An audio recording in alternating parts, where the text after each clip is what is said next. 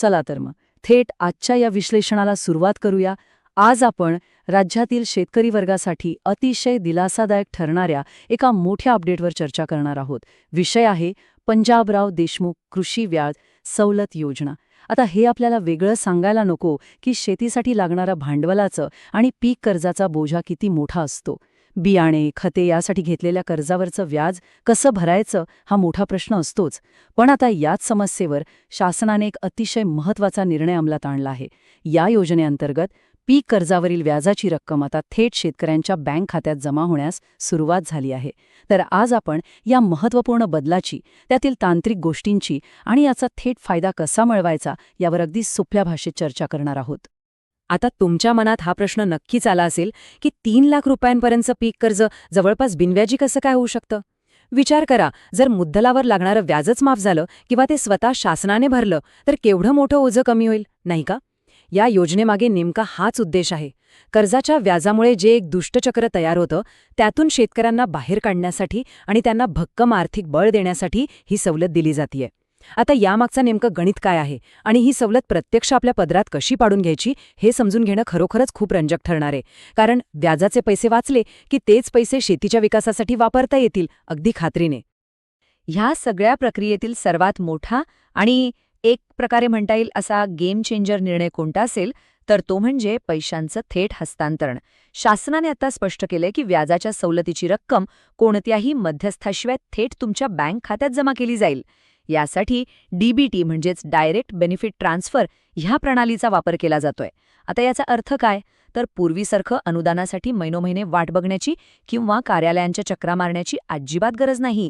थोडक्यात सांगायचं तर सरकारी तिजोरीतून निघालेला पैसा आता अत्यंत वेगाने आणि सुरक्षितपणे थेट योग्य व्यक्तीच्याच हातात पोहोचणार आहे.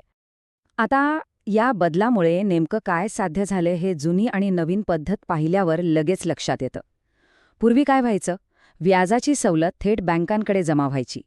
त्यामुळे बँकेत पैसे जमा झाले की नाही, ते कर्जातून वजा झाले की नाही याचा प्रत्यक्ष शेतकऱ्याला काहीच अंदाज यायचा नाही. सारखं पासबुक अपडेट करण्यासाठी बँकेत जावं लागायचं. पण आता चित्र पूर्णपणे बदललंय. ही रक्कम थेट डीबीटीद्वारे खात्यात येत असल्यामुळे पैसे जमा होताच थेट मोबाईलवर मेसेज येतो. हा खरोखरच एक अतिशय सकारात्मक आणि शेतकरी केंद्रीय असा धोरणात्मक बदल आहे. बरं, हा एवढा मोठा बदल करण्यामागचं सर्वात मुख्य कारण कोणतं असेल तर ते आहे पारदर्शकता. या नवीन डीबीटी पद्धतीमुळे कोणताही गोंधळ उरत नाही. आपले पैसे नेमके कुठे गेले, किती आले आणि कधी जमा झाले याची अगदी स्पष्ट माहिती आता थेट आपल्याला मिळते. जेव्हा मध्ये कोणतीही संस्था नसते तेव्हा दिरंगाईला किंवा शंकांना जागाच उरत नाही, बरोबर? आपण जर वेळेवर कर्ज भरलं तर परतावा थेट आपल्याच हातात येणार याची पूर्ण खात्री आता मिळते. हे खऱ्या अर्थाने एका पारदर्शक आणि जबाबदार प्रशासनाचं उत्तम उदाहरण आहे. तर आता इथं एक अत्यंत महत्त्वाचा मुद्दा येतो, तो म्हणजे ही सवलत नेमकी किती रकमेपर्यंत मिळते. तर ती आहे 3 लाख रुपये. होय, ही व्याज सवलत केवळ 3 लाख रुपयांपर्यंतच्या पीक कर्जावरच लागू आहे. आता साहजिकच प्रश्न पडतो की फक्त 3च का? तर आपल्या राज्यातील बहुतांश जे लहान आणि अत्यल्प भूधारक शेतकरी आहेत त्यांच्या खते, बियाणे आणि मशागतीचा खर्च साधारणपणे या मर्यादेत पूर्ण होतो. ज्यांना खरोखरच या मदतीची सर्वात जास्त गरज आहे त्यांच्यापर्यंत हा पैसा पोहोचावा हा यामागचा मुख्य दृष्टिकोन आहे. त्यामुळे पीक कर्ज घेताना या मर्यादेचं अचूक नियोजन करणं नक्कीच फायद्याचं ठरतं. चला, आता या योजनेच्या मुख्य अटी काय आहेत ते थोडक्यात समजून घेऊया. पंजाबराव देशमुख कृषी व्याज सवलत योजना अत्यंत फायदेशीर आहे हे नक्कीच, पण ती एका अतिशय महत्त्वाच्या अटीवर आधारित आहे. आणि ती अट म्हणजे नियमित पीक कर्ज परतफेड. हे अगदी पक्क लक्षात ठेवा की जे शेतकरी बँकेने दिलेल्या मुदतीत आणि वेळेवर आपलं पीक कर्ज फेडतात त्यांनाच ही योजना लागू होते.